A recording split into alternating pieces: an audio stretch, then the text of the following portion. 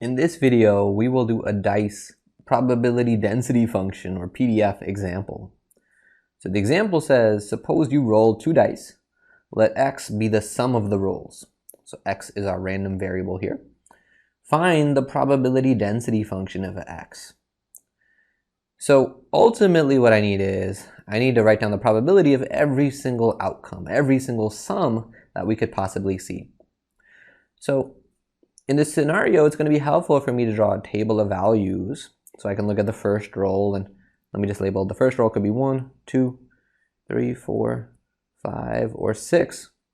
So this is going to represent, let's say, the first roll, and I'll make a section for the second roll. 1, 2, 3, 4, 5, or 6 for the second roll. So this represents the second roll. And now let's make it look more like a table.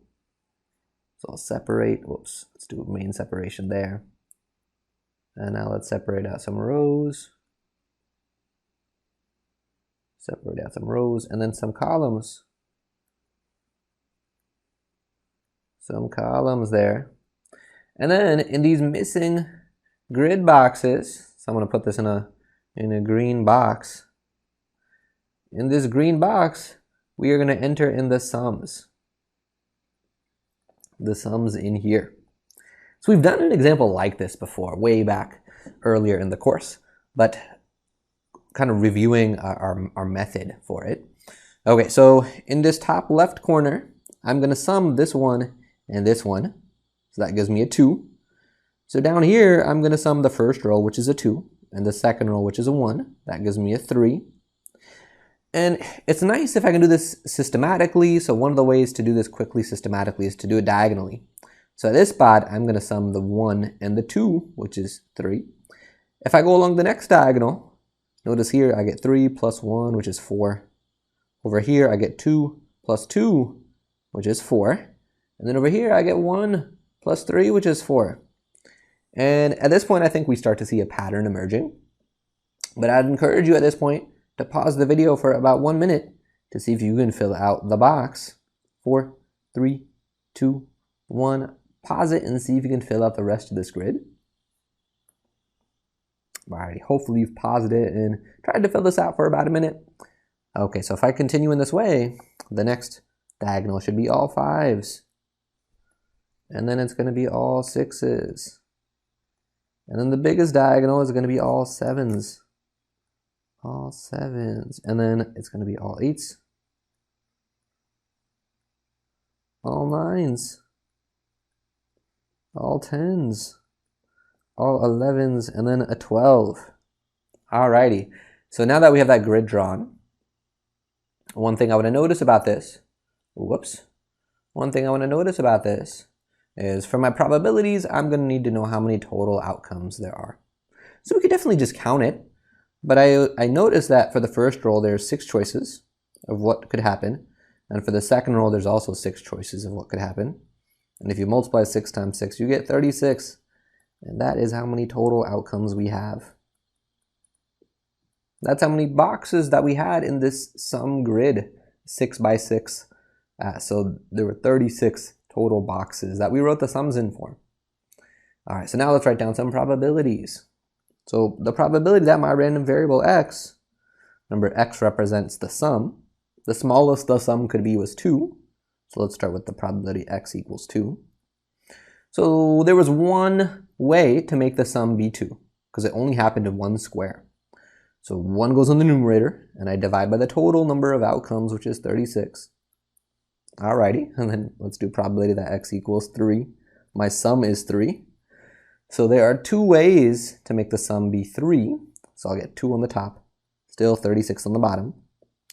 Let me write all of these, and then I'll go back and simplify ones like 2 over 36. That can be simplified more.